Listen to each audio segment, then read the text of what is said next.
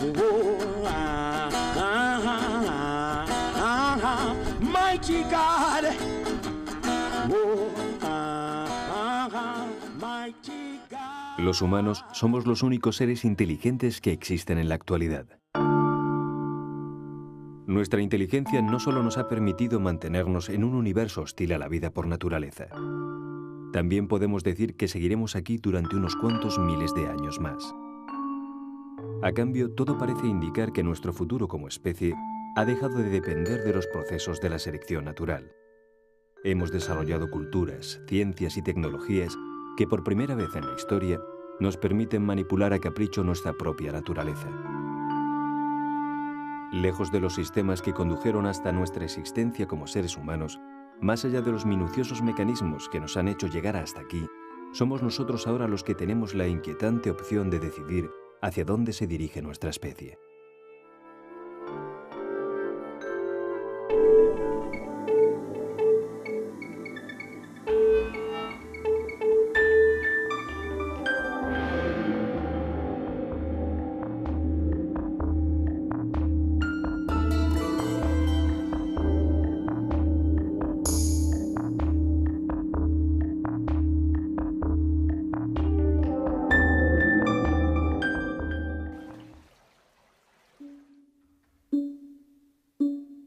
Talla alta, cráneo alargado, pómulos salientes y fuertes, frente elevada, nariz larga y estrecha. Así eran los hombres de Cro-Magnon. Llegaron a Europa entre 50.000 y 100.000 años atrás. Venían de África.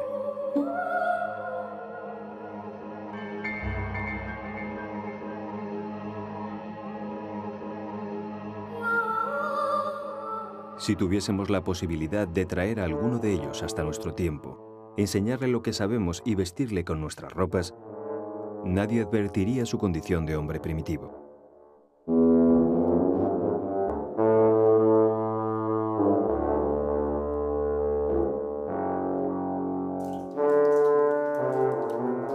Los humanos de hoy no somos muy diferentes a ellos. Utilizamos el lenguaje, practicamos rituales funerarios, fabricamos objetos útiles y objetos simbólicos, albergamos creencias. Llevamos prácticamente los mismos genes.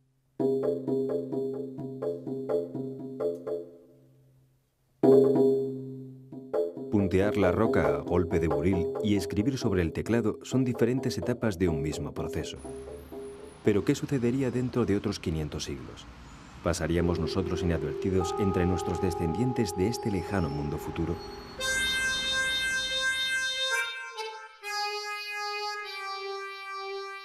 Los mecanismos de la evolución natural precisan de largos periodos de tiempo para hacer notar sus efectos. En los últimos 100.000 años apenas hemos cambiado. Pero de la noche a la mañana todo puede ser diferente.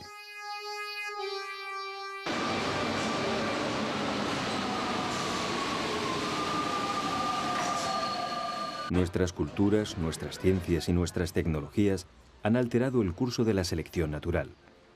En términos biológicos, la supervivencia ya no está reservada a los más fuertes. Nuestros genes ya no tienden a la diferenciación. Muy al contrario, el avance de las comunicaciones ha ido generando continuos mestizajes entre humanos de diferentes procedencias. Cada día somos más iguales entre nosotros.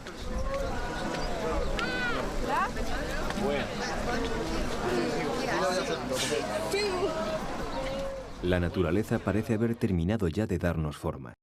Nuestra evolución, sin embargo, continúa.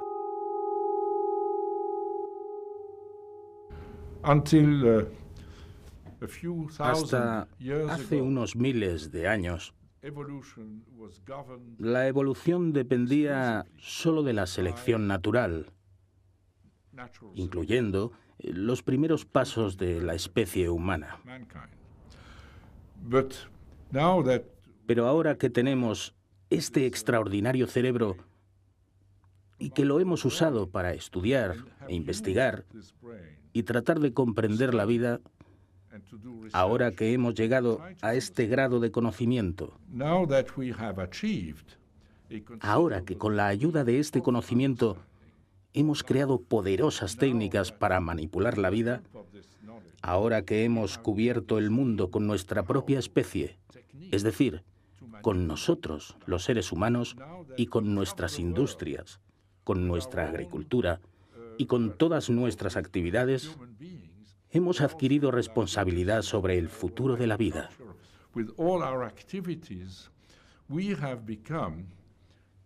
La selección natural funciona aún, pero el futuro de la vida está, ante todo, en nuestras manos, y esto es una tremenda responsabilidad.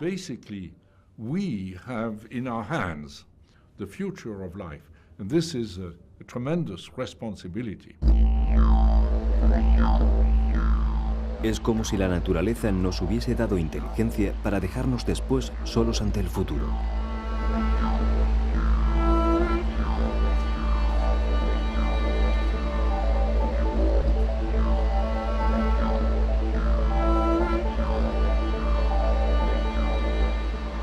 Disponemos de medios para alterar la estructura genética de nuestras células.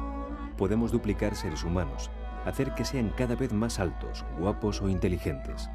Si estos cambios dependiesen de la selección natural, tendría que pasar a algún que otro millón de años antes de que pudiésemos ver los primeros resultados. Pero el control es nuestro, y nosotros somos capaces de hacerlo incluso antes de que surja una nueva vida.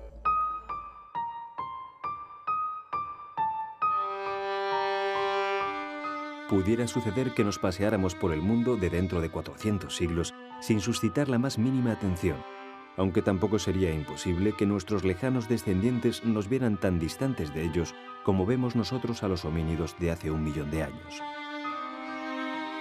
En efecto, disponemos de la capacidad de cambiar. Solo tenemos que decidir si queremos hacerlo.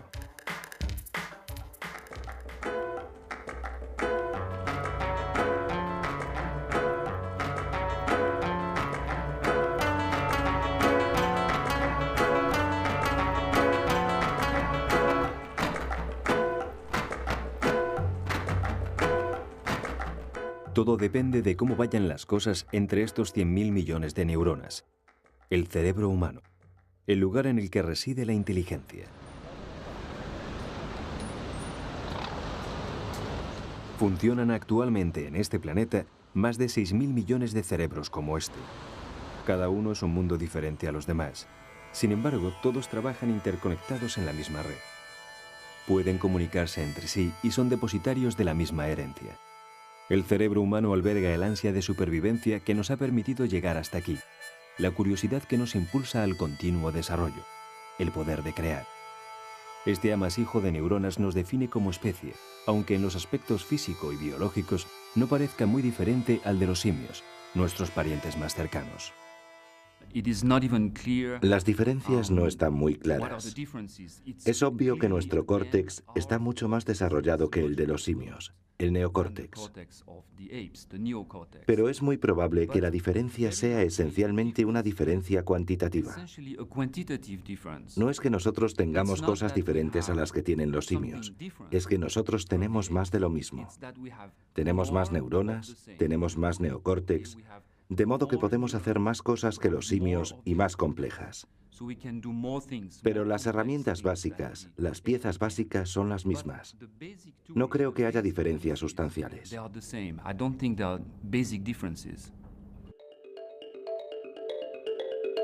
El desarrollo del cerebro humano es, en gran medida, resultado de las prácticas manuales de los primeros homínidos. El cerebro permite planear acciones que, a su vez, actúan como formas de aprendizaje.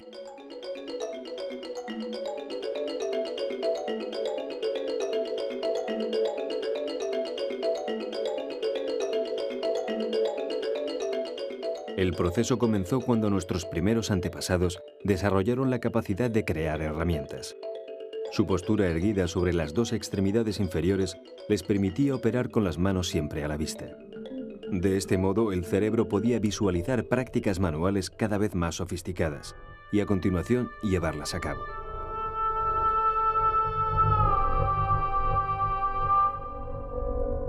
La constante interacción entre mirada, manos y herramientas durante cientos de miles de años estimuló la generación de nuevas conexiones nerviosas. Las herramientas eran cada vez más sofisticadas, los trabajos que se podían ejecutar con ellas cada vez más difíciles y el cerebro cada vez más parecido al que hoy rige nuestro destino.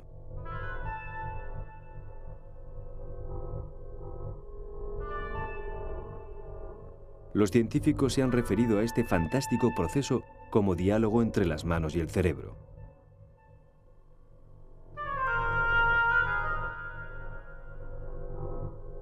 Han pasado unos 2,5 millones de años desde que los homínidos crearan sus primeras herramientas. Un tiempo récord cuando se trata de diseñar un instrumento tan prodigioso como el cerebro humano.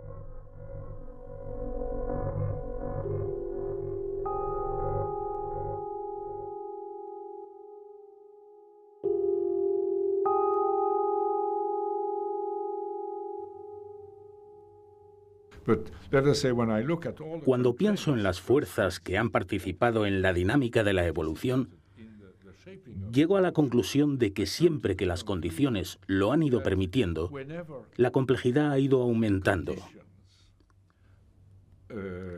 Y esto es lo que ha sucedido durante varios millones de años. Ha existido una evolución dirigida a la complejidad. Esta evolución fue la que hizo posible la transición entre las células procariotas y las eucariotas. Y cuando las células eucariotas comenzaron a generar los primeros animales y las primeras plantas, resultó que estos organismos eran extremadamente simples. Pero después de cientos de millones de años, evolucionaron a seres más complejos. Naturalmente que las bacterias, las esponjas o las orugas todavía están entre nosotros, pero al mismo tiempo, esta evolución dirigida a la complejidad ha dado en 6 millones de años este tremendo paso desde los chimpancés hasta los seres humanos. En 6 millones de años, el tamaño del cerebro se ha multiplicado por 3. Un proceso fantásticamente rápido. Si pensamos que podemos tener por delante otros 5 millones de años de vida en la Tierra, si esto continúa, me gustaría creer que en 100 o en 500 millones de años pudieran existir en la Tierra o en cualquier otro lugar del universo seres mucho más inteligentes que ustedes y que yo.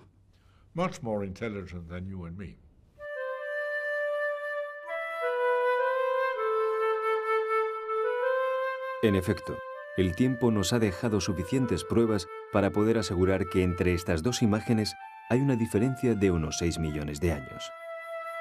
Un periodo en el que la implacable selección natural apenas nos ha distanciado un 1%. ¿Cómo será la próxima fotografía? O tal vez sería mejor preguntarse, ¿cuándo se producirá?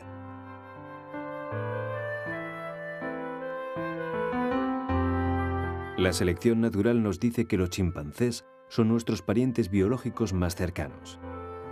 Ellos, por su parte, guardan más similitudes con nosotros que con los orangutanes o los gorilas. Con ellos comenzó la vertiginosa historia de la inteligencia humana.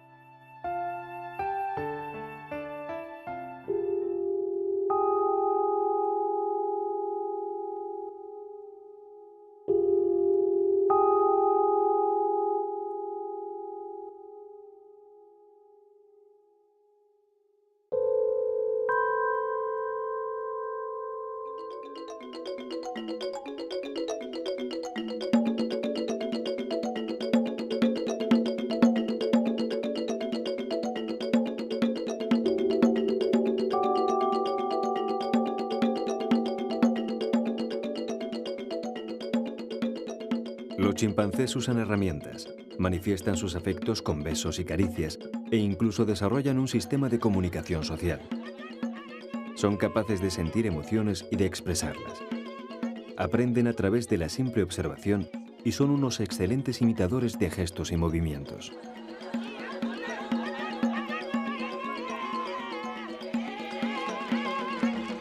La anatomía de su cerebro y sistema nervioso es básicamente similar a la nuestra. No es extraño verles desarrollar pequeñas operaciones de tipo intelectual, aunque eso sí, después de haberlas aprendido. Los individuos que viven en estado salvaje están sometidos incluso a la constante obligación de adoptar decisiones como elegir los grupos en los que integrarse o los momentos en los que es necesario utilizar la violencia. A fin de cuentas, son homínidos, igual que nosotros. Los estudios de ADN lo dicen todo. El genoma de los chimpancés es idéntico al de los seres humanos en un 99%. Pero no todos son similitudes entre nosotros. También hay algunas diferencias. La más significativa es la utilización del lenguaje, una capacidad que los humanos ostentamos en rigurosa exclusiva. Una de las razones por las que nos conocemos nosotros mismos como la especie de los homínidos doblemente sabios, Homo sapiens sapiens.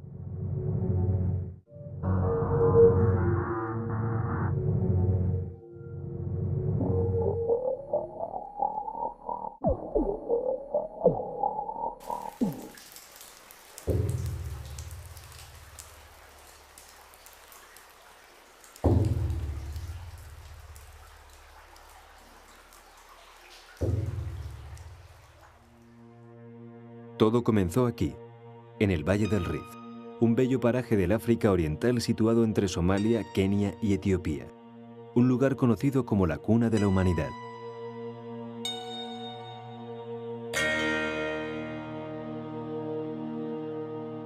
Esta es hasta el momento la única zona del planeta en la que nos hemos encontrado restos de nuestros antepasados más primitivos.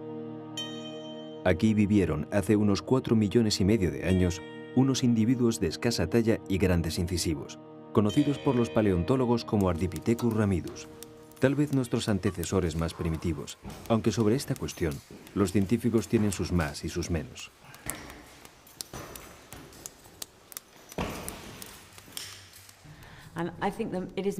Creo que lo más probable es que aún no lo hayamos encontrado. Es verdad que hemos descubierto muchos fósiles recientemente. Sin embargo, entre todos los posibles candidatos que conocemos, no hay unos más probables que otros. Lo más seguro, como digo, es que aún no hayamos encontrado nuestros auténticos primeros antecesores, porque en el registro fósil que conocemos no están presentes cada uno de los fósiles correspondientes a todas las especies que han existido. Así que es muy probable que todavía no hayamos encontrado el correcto. Tenemos que seguir buscando y quizá lo encontremos.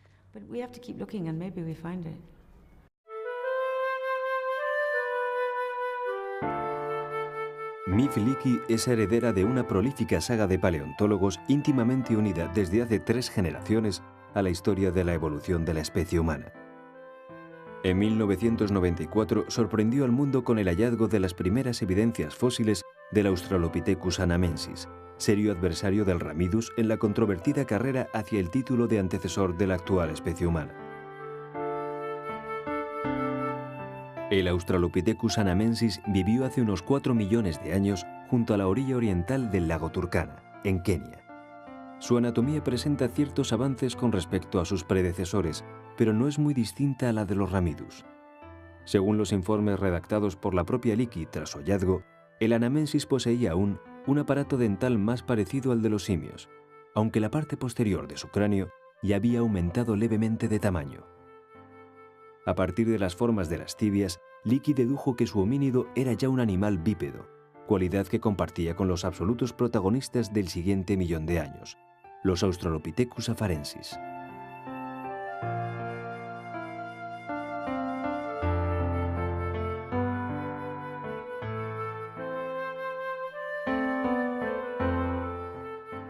Así, más o menos, pudo ser Lucy, posiblemente el Australopithecus afarensis más famoso de la historia. Lucy fue una mujer. Medía poco más de 1 metro de estatura. Vivió hace unos 3.200.000 años en Harar, Etiopía. Debe su nombre a la popular canción de los Beatles, Lucy in the Sky with Diamonds, una de las favoritas de los paleontólogos que descubrieron su esqueleto en noviembre de 1974. La aparición de Lucy confirmó definitivamente el bipedismo en los homínidos. Cuando miramos al registro fósil que tenemos, como el gran grupo llamado Australopithecinos, solemos considerarlos nuestros antepasados.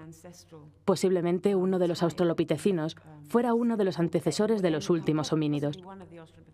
Y el Australopithecus afarensis ha sido considerado como el antecesor común de toda la diversidad que se observa posteriormente.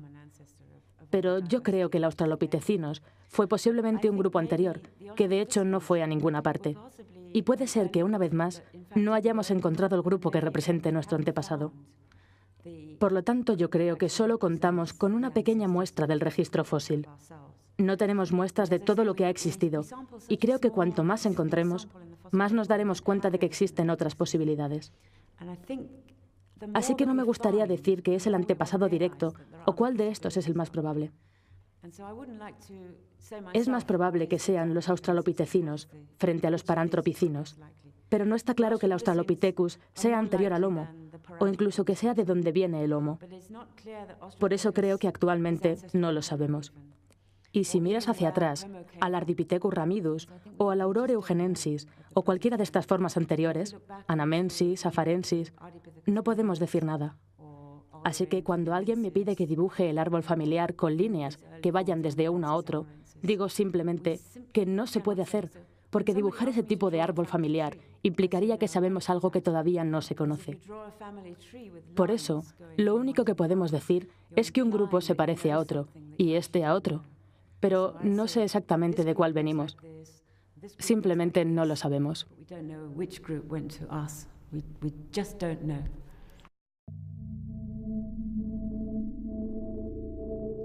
Todos son inconvenientes, pero seguimos siendo humanos, y como tales no podemos resistirnos a la tentación de conocer los entresijos de nuestra genealogía, aun con la inseguridad que implica el hecho de intentarlo con la escasa información de la que disponemos.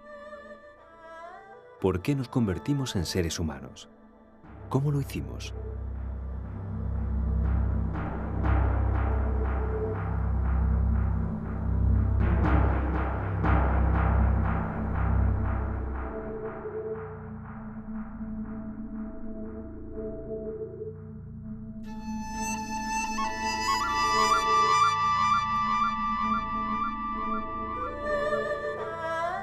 Posiblemente todo fue fruto de la casualidad. Estamos aquí en virtud de un minucioso proceso evolutivo que se inició con los Australopithecus hace más de 4 millones de años. Nuestros antecesores de escasa estatura y dientes de simio se iniciaron en la revolucionaria práctica de caminar en postura erguida. Dejaban así libres las manos, propiciando las condiciones necesarias para el vertiginoso desarrollo de sus cerebros. El rápido desarrollo del órgano de la inteligencia marcó una diferencia cualitativa con respecto a los anteriores homínidos. Aunque su volumen cerebral no pasara todavía de la mitad del volumen de los humanos modernos, esta diferencia ha sido suficiente para considerar que en esos momentos se estaba fraguando un salto hacia otro género. El género Homo, el género al que pertenece nuestra especie. Lo que humanizó a estos primitivos seres de los que provenimos fue el uso cada vez más frecuente y preciso de utensilios de piedra. Los homínidos comenzaron a utilizar las primeras herramientas hace unos 2,5 millones de años. El Homo habilis, especialmente diestro en su manejo, fue el que logró perdurar. Los demás desaparecieron entre los enredados caminos de la evolución.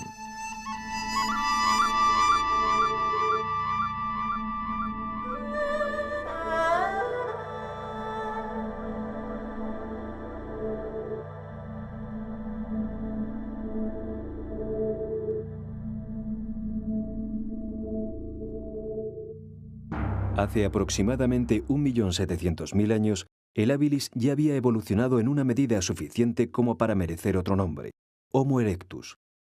Se le denominó así porque cuando sus restos fueron hallados, los paleontólogos tenían razones para pensar que había sido él el primero en caminar erguido.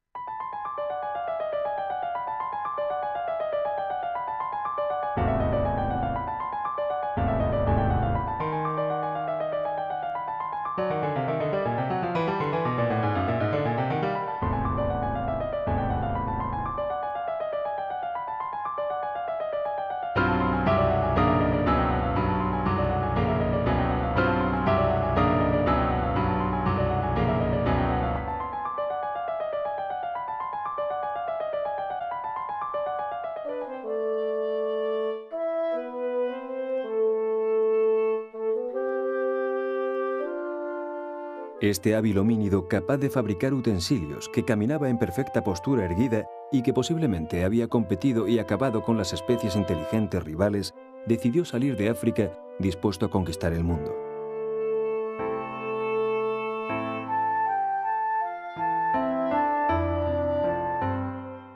Los seres humanos descubrieron la emigración hace unos 2 millones de años. El éxito adaptativo del Homo erectus hizo que se fuera expandiendo poco a poco hasta ocupar todo el viejo mundo.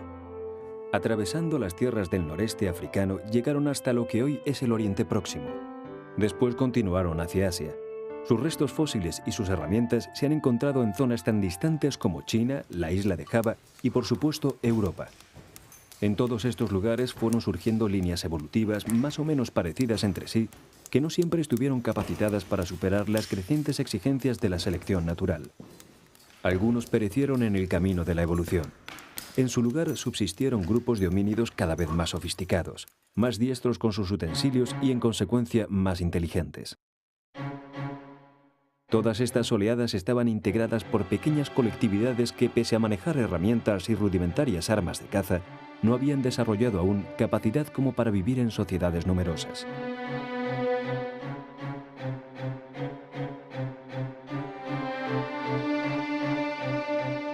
Los relevos entre distintas oleadas de homínidos se iniciaron hace 2 millones de años y no han cesado hasta hace unos 50.000. Cada una de ellas poseía cualidades comunes con las demás. Al mismo tiempo desarrollaban otras específicas que las diferenciaban. En cada paso evolutivo, el proceso genealógico de la especie humana iba adquiriendo más y más complejidad.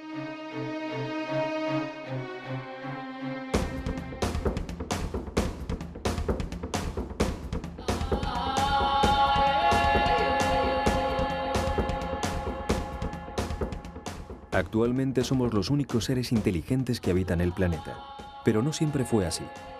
Desde que se inició la evolución de los homínidos en el continente africano, se han ido sucediendo numerosas especies provistas de lo que en la actualidad llamamos inteligencia. Unas se fueron extinguiendo. En su lugar surgieron otras. Algunas compartían el mismo suelo. Es más que probable que las más preparadas aniquilaran a las más débiles.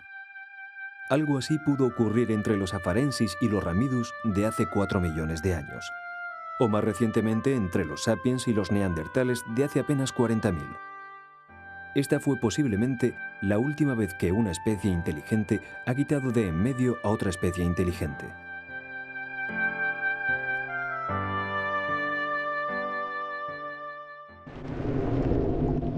No sabemos si estos conflictos se solventaban en forma de batallas o solo eran pugnas solapadas por el dominio del medio o de los escasos recursos necesarios para la vida cotidiana. El estudio de los restos fósiles no nos permite determinar si los sapiens mataron deliberadamente a los neandertales o fueron más hábiles en el dominio del medio gracias a una tecnología más sofisticada.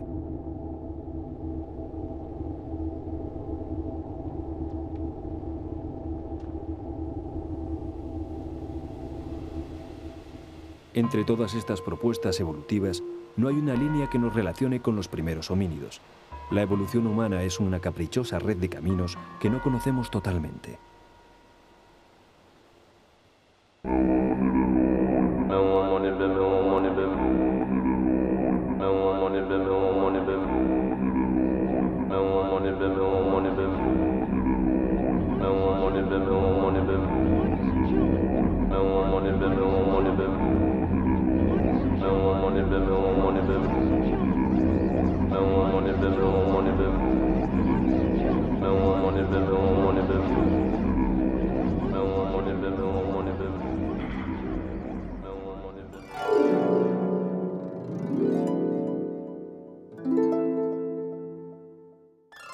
La Sierra de Atapuerca, a 15 kilómetros al este de la ciudad de Burgos.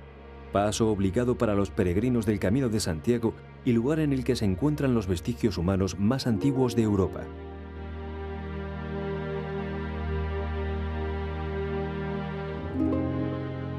En esta tierra tuvimos hace unos 800.000 años a un viejo y lejano pariente, algo así como un tío abuelo de los humanos que vivimos actualmente. Sus descubridores le llaman Homo antecesor. Hasta el descubrimiento del Homo antecesor del yacimiento de la Gran Dolina, se tenía la idea de que Europa era un continente que había sido poblado en una época más reciente que Asia y desde luego que África, que es la cuna de la humanidad. Se pensaba que no habían llegado humanos a nuestro continente hasta hace medio millón de años. Nosotros y los neandertales somos dos especies muy cercanas, muy próximas genéticamente, y que nos hemos empezado a separar. Esto también se ha podido mostrar en Atapuerca. Nuestras evoluciones se hicieron independientes hace aproximadamente medio millón de años. Los fósiles del yacimiento de la Gran Dolina, con 800.000 años, son anteriores a esa divergencia, a esa ramificación, a esa separación de líneas. Por lo tanto, no pueden pertenecer a ninguna de las dos líneas, la de los neandertales o la de los humanos modernos, sino que tienen que pertenecer aún al tronco común que luego se desdobló.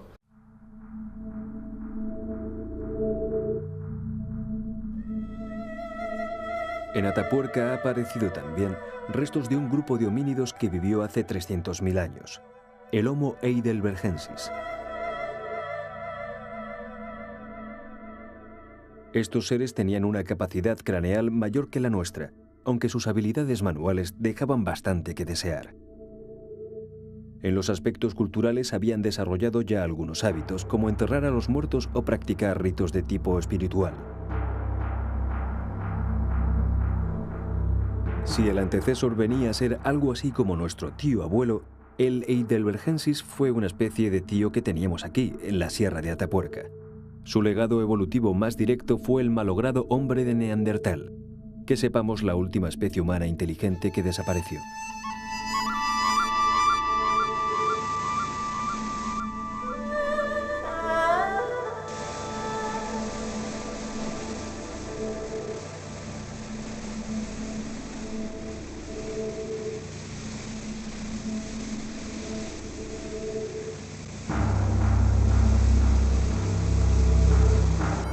El hombre de Neandertal, clasificado ahora como Homo sapiens neanderthalensis, fue cohabitante europeo de nuestro antepasado más directo, el hombre de Cromañón. Los neandertales evolucionaron en Europa a lo largo de cientos de miles de años. Eran capaces de fabricar herramientas y de utilizarlas con gran destreza.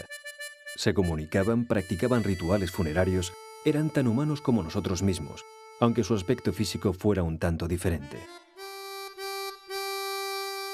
Un hombre de Neandertal trasladado a nuestro tiempo y ataviado con nuestras ropas no conseguiría pasar inadvertido en ningún lugar del mundo. Los conflictos entre neandertales y cromañones se prolongaron durante mucho tiempo, hasta que hace unos 30.000 años los neandertales dejaron de existir. Sus enemigos, nuestros antecesores directos, habían logrado imponerse. Disponían de mejores herramientas y habían creado sistemas de símbolos que les permitieron mantenerse unidos y sobrevivir. La disputa entre neandertales y cromañones estuvo lejos de ser de tipo militar. Fue un conflicto de competencia ecológica entre especies que contaban con recursos psicológicos prácticamente idénticos. Este tipo de desplazamiento de una especie por otra sin que medie agresión no es un fenómeno excepcional en biología. Al competir por los mismos recursos durante miles de años, los cromañones se fueron adueñando lentamente del entorno ecológico. Durante este dilatado periodo, los neandertales no eran completamente conscientes de su declive de una generación a otra. El mundo a que llegaban no era muy diferente al mundo que dejaban, pero sí que conocieron la presencia de otra especie con la que competían. Poco a poco, los propios neandertales se fueron fragmentando. Se desplazaron a entornos menos productivos. Su tasa de natalidad descendió. Al dividirse las comunidades neandertales, fueron desconectándose, y ese proceso a lo largo del tiempo llevó a la extinción de la especie. Esta niña que acaba de venir al mundo heredará muchas de las cualidades físicas de sus padres. Sus ojos, su piel o su pelo serán de determinados colores. Irá creciendo hasta llegar a una estatura concreta. Un día, quizá en el año 2030, será madre. Sus hijos llegarán a la madurez en pleno Ecuador de este siglo XXI. A su vez tendrán más hijos. Si todo va bien, esta niña conocerá a sus primeros nietos hacia 2075. Y lo más probable es que un día, a comienzos del siglo XXII, pueda acunar a sus bisnietos.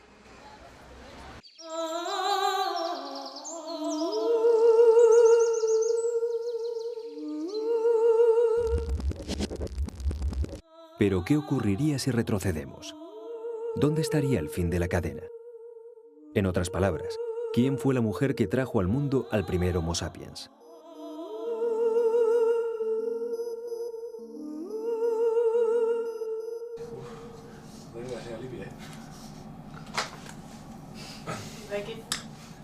El desarrollo de la biogenética ha supuesto una ayuda definitiva en la ardua tarea de reconstruir el proceso evolutivo de la especie humana. Una aportación más que notable fue la llamada teoría de la Eva negra, resultado de estudios realizados por un equipo de científicos de la Universidad de Berkeley en 1986.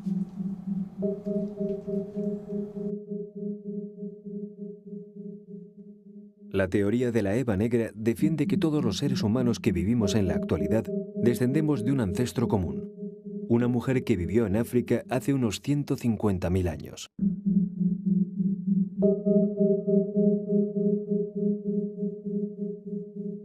La conclusión llegó tras distintas investigaciones a partir del llamado ADN mitocondrial, una clase de ADN que se aloja no en el núcleo de las células, sino en sus mitocondrias.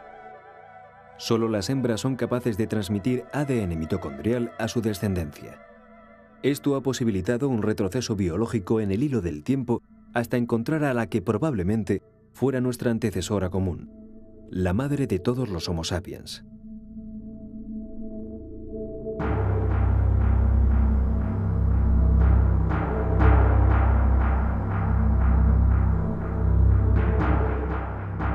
Las diferentes variedades de seres humanos que habitamos hoy el planeta, lo que de forma vulgar llamamos razas, han ido surgiendo durante estos últimos 150.000 años como formas de adaptación a los variados entornos de la vida humana. Los colores de la piel, las dimensiones corporales o el tipo de pelo son características que responden a estrategias claramente evolutivas.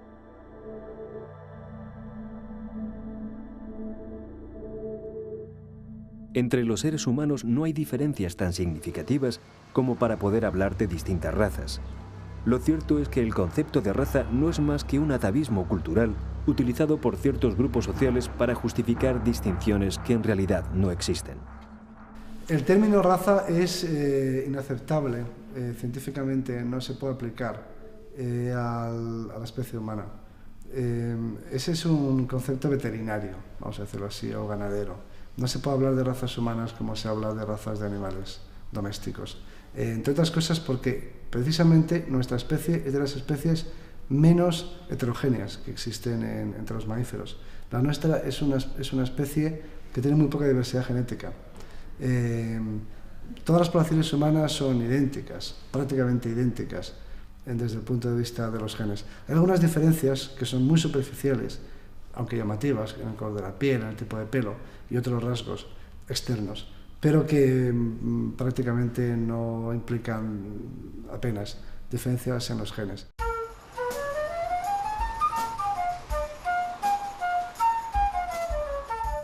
Desde nuestra modesta concepción del paso del tiempo, percibimos que la selección natural actúa lentamente.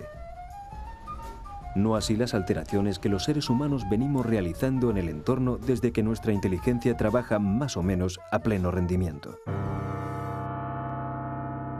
Los humanos de hace 100.000 años no vivían de modo muy distinto a los de hace 2 millones. Sin embargo, han sido suficientes 40.000 para llegar a la Luna, componer grandiosas sinfonías o hallar el modo de clonar seres vivos.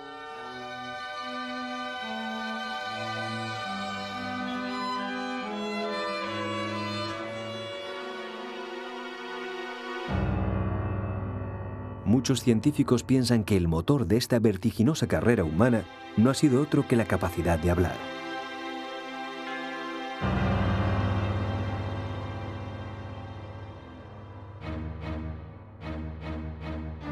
Hace unos 100.000 años salieron del continente africano los humanos que cambiarían el mundo. Hasta entonces las diferencias entre los que se iban y los que se quedaban no eran demasiado grandes. Quizás unos aventajaban a otros hasta el punto de imponerse sobre ellos.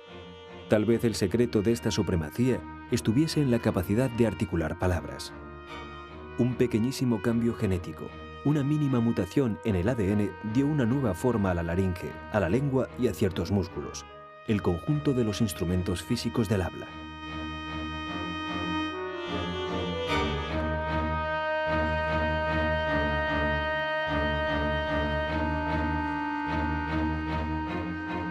Los seres humanos reinventamos el mundo cada día, y lo hacemos gracias al lenguaje, la cultura que hemos creado. Los conocimientos que hemos ido adquiriendo durante siglos o las tecnologías que día tras día mejoran nuestras vidas son, en esencia, manifestaciones del lenguaje.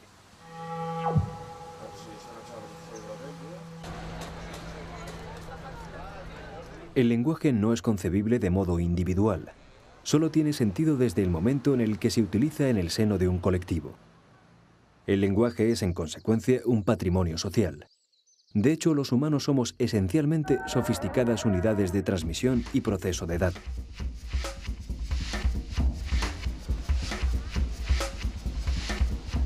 La capacidad de intercambiar información entre individuos o entre distintas generaciones confiere a la especie humana una identidad de grupo que, sin duda, nos ha ido posibilitando el paso a través de la evolución. Es muy probable que fuera esta la milagrosa estrategia que hace 30.000 años propiciara el dominio de los Homo sapiens sobre los neandertales. Será también la máquina que continúa impulsando el inevitable incremento de la hegemonía humana durante los próximos miles de años.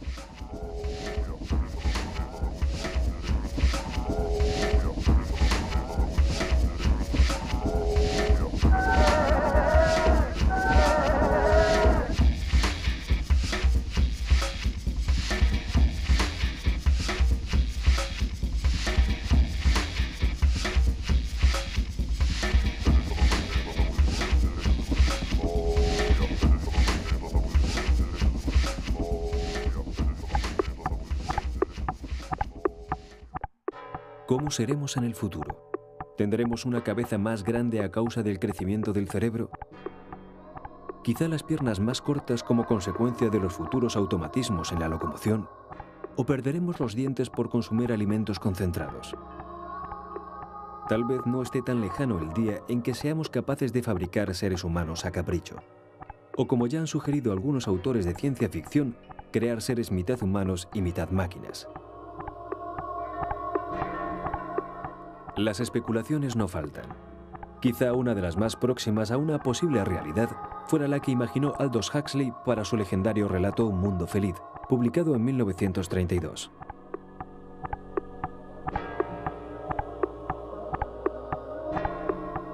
La historia describe un mundo futuro habitado por seres programados genéticamente para asumir el papel que la sociedad les exige. Un espeluznante escenario en el que hay que buscar la libertad al margen de la civilización establecida. Por el momento, el triste mundo de Huxley sigue siendo parte de la fantasía, pero la posibilidad de manipular el genoma de los seres vivos es una contundente realidad. Según algunas reflexiones de Stephen Hawking, probablemente el científico vivo más conocido del mundo, la humanidad se hizo con el control de su propia evolución el día en que nació la oveja Dolly, el primer mamífero clonado de la historia. A partir de este momento, la posibilidad de duplicar seres humanos era solo cuestión de tiempo.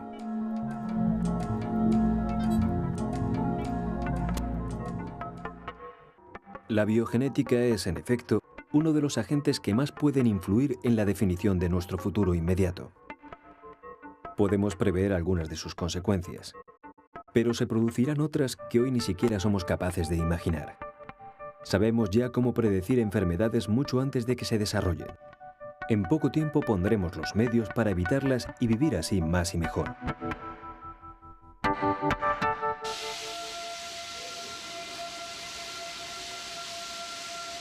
El primer ingenio artificial que se desarrolló para reemplazar un órgano humano fue el corazón. Es cierto que se trata también del que más falla. Las recientes experiencias en el terreno de la biónica, sin embargo, parecen augurar soluciones a muy corto plazo.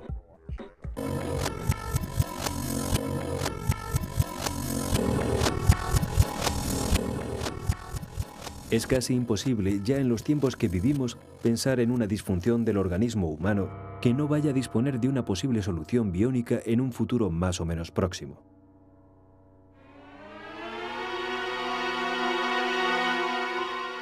Los pacientes que hoy no tienen más opción que someterse a incómodos tratamientos de diálisis dispondrán de riñones artificiales que sin duda mejorarán su calidad de vida. Entre los objetivos inminentes de los laboratorios existen también pulmones, músculos e incluso arterias capilares que en pocos años serán de uso común.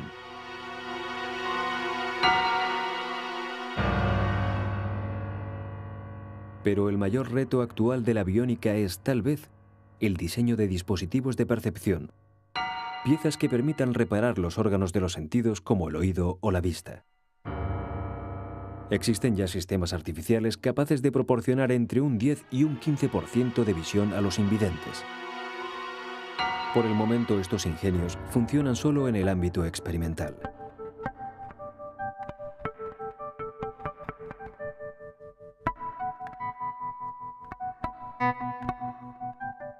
Bebés de diseño, hombres y mujeres biónicos, el futuro de la especie humana promete ser largo y próspero.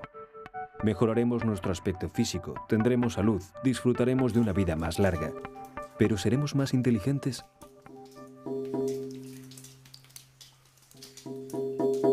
Si nos hubiéramos planteado esta pregunta hace 40.000 años, es posible que la respuesta no hubiese sido muy distinta a la que podamos tener hoy. Es cierto que por aquel entonces vivíamos en cavernas y fabricábamos primitivas armas y herramientas a golpe de guijarro. Hoy diseñamos edificios inteligentes, utilizamos ordenadores y fabricamos misiles. Pero el principio de todo está en nuestro cerebro. El mismo que teníamos hace 40.000 años, y posiblemente el mismo que tengamos en los próximos 40.000. No parece que la selección natural vaya a transformarnos en seres más inteligentes. La respuesta está, una vez más, en nosotros mismos. La inteligencia, como cualquier otra función, es una interacción entre los genes y el medio. De hecho, hay datos poco conocidos que indican que la media del coeficiente de inteligencia se ha incrementado a un ritmo constante durante los últimos 100 años, desde que se empezó a medir. Pero ya estaba extendido a la media de la población. ¿Esto qué quiere decir? Que esto no significa necesariamente evolución genética. Es un periodo de tiempo demasiado pequeño. Como el entorno cambia, cambia también nuestra capacidad para educar a los hijos. Esto proporcionará nuevos estímulos. Habrá cambios continuos que pueden ser positivos o negativos, dependiendo de la situación y de cómo se considere.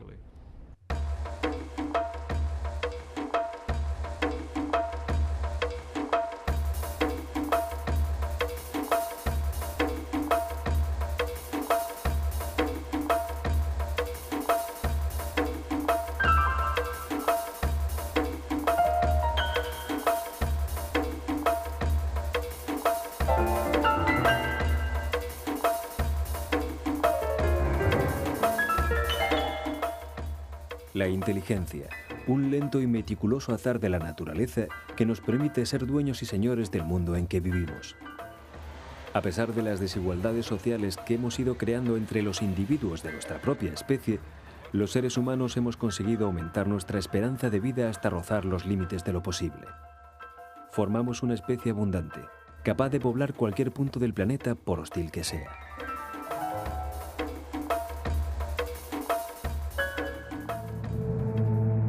Pero para alcanzar y conservar esta hegemonía, no hemos tenido más remedio que transformar el mundo. Ahora no estamos muy seguros del modo en que estas alteraciones nos pueden afectar. El objetivo final de cualquier especie de seres vivos es perdurar en el tiempo. Dicen los expertos que el periodo medio de existencia de una especie es de unos 4 millones de años. Nosotros ni siquiera hemos llegado a los 200.000.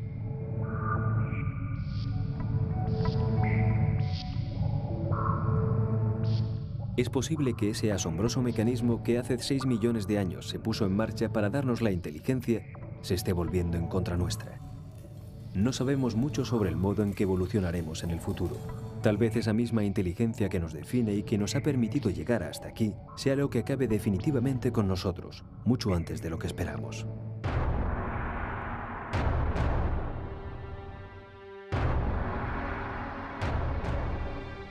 Tal vez en algún lugar de África se haya iniciado ya la evolución de la especie que nos releve. Tal vez se esté produciendo algún tipo de mutación milagrosa similar a la que a nosotros un día nos diera el habla. Una mutación que confiera una cualidad tan poderosa como el lenguaje y que ni siquiera somos capaces de imaginar.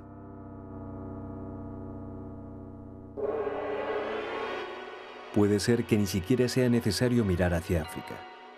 Tal vez sean los laboratorios más avanzados del mundo los talleres en los que se estén gestando los nuevos humanos. Seres que pudieran estar dotados de funciones telepáticas o de cualquier otra capacidad escondida en esas regiones del cerebro que en apariencia aún no sabemos utilizar. Puede que sean seres idénticos a nosotros y que durante mucho tiempo pasen desapercibidos.